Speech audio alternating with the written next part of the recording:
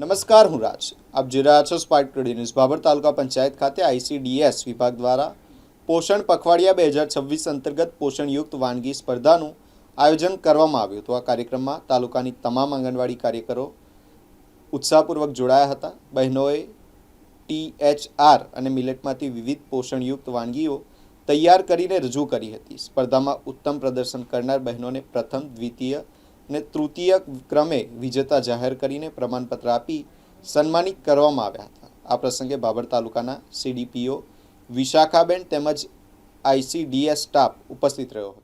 મારું નામ મકવાણા વિશાખાબેન છે. ICDS ઘટક ભાભરમાં CDPO તરીકે ફરજ બજાવું છું.